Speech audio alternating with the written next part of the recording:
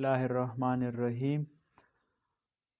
तो आज हम पढ़ेंगे रुमेटॉइड अर्थराइटिस का क्राइटेरिया कि इसको हम डायग्नोस कैसे करते हैं। तो इसके लिए एक क्राइटेरिया है। उस क्राइटेरिया के मुताबिक अगर जॉइंट्स के नंबर को हम देखेंगे, सीरोलॉजी को देखेंगे, ड्यूरेशन को देखेंगे और एक्यूट पेस जो रिएक्टेंट है उसको देखेंगे। ठीक है। अब अगर एक लार्ज जॉइंट है तो हम कहेंगे कि नंबर 0 है इसका। अगर 2 से 10 लार्ज जॉइंट है तो 1 से 3 स्मॉल जॉइंट है तो 2, 4 से 10 जो है स्मॉल जॉइंट्स है तो 3। अगर 10 से ज़्यादा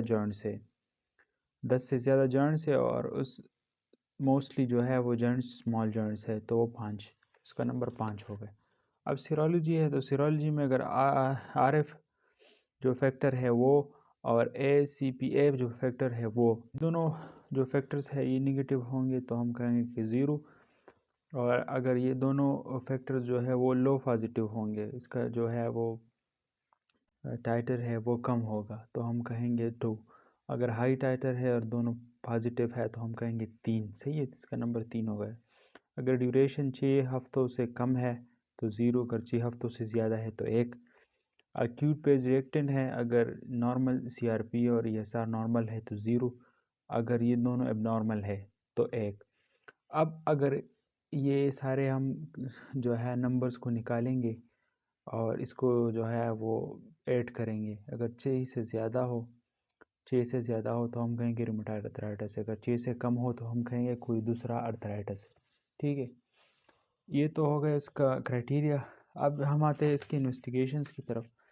तो इन्वेस्टिगेशन में हम सिंपली जो है क्लिनिकली डायग्नोस करते हैं, फिर ESR, RF factor, ACPA factor और CRP करेंगे, एक्सरेस करेंगे। जो जॉइंट्स अफेक्टेड जॉइंट्स है उसका एक्सरेस करेंगे, लेकिन मोस्टली हम क्लिनिकली ही डायग्नोस करते हैं, ये सिर्फ कंफर्मेशन के लिए करते हैं। ठीक है। अब हम आते हैं इसकी मैनेजमेंट की तरफ। तो इसका जो मैनेजमेंट है वो हमने डिवाइड किया है 2 में, फार्माकोलॉजिकल और नॉन फार्माकोलॉजिकल। फार्माकोलॉजिकल को फिर हमने फर्दर डिवाइड किया है 2 में, सपोर्टिव और स्पेसिफिक। सपोर्टिव में हम जो पेशेंट है उसमें प्रेडनिसोलोन देते हैं, 30 mg से स्टार्ट करते हैं, सही है, डेली। फिर हम इसको कम करते हैं आहिस्ता आहिस्ता 5 mg तक लाते हैं, सही है, और 12 वीक्स तक यही ट्रीटमेंट देते हैं।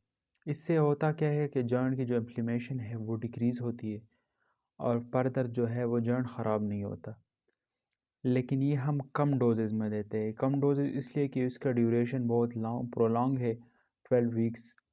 अगर हम इसको ज़्यादा डोजेज़ देंगे, पेशेंट को ज़्यादा डोज देंगे तो पेशेंट की जो एड्रिनल्स है ये सप्रेस होंगे। जो हमारा नॉर्मल अपना जो कॉर्टिसोल और ये जो जितने भी स्टेरॉयड हार्मोन्स है वो नहीं बनेंगे। जब वो नहीं बनेंगे तो बॉडी जो है वो एक दूसरी स्टेट में चला जाएगा, हाइपो कॉर्टिसोलिज्म और इन चीज़ों की तरफ जाएगी बॉडी। तो इसलिए हम छोटे छोटे डोजेज़ में देते हैं, ये स्मॉल डोजेज़ देते हैं, इसको हम बेबी डोज कहते हैं, सही है, ये बेबी डोजेज़ है। अच्छा, ये तो हो गया प्रेडनिसोलोन। सपोर्टिव में अगर पेशेंट में प्लूरल एफ्यूजन और कार्डिक कोई सिम्टम्स है तो उसके अकॉर्डिंगली हम ट्रीट करेंगे, ये सपोर्टिव ट्रीटमेंट में आएगा। अब स्पेसिफिक है तो स्पेसिफिक हम जो डिजीज़ है उसकी ट्रीटमेंट करते हैं, सही है। उसके लिए हम डिमार्ड्स देते हैं। डिमार्ड्स में मेथोट्रेक्सेट है, सल्फासिलाज़िन है, हाइड्रोक्सीक्लोरोक्विन है। ये जो ड्रग्स है ये हम देते हैं वही 12 वीक्स के लिए। ठीक है। इससे पेशेंट अगर ट्रीट ना हो तो फिर हम बायोजिक्स जो ड्रग्स है, TNF इनहिबिटर्स है, उनकी तरफ जाएंगे। ठीक है, TNF इनहिबिटर्स से भी कुछ ना हो तो फिर हम JAK इनहिबिटर्स जो है उनकी तरफ जाते हैं।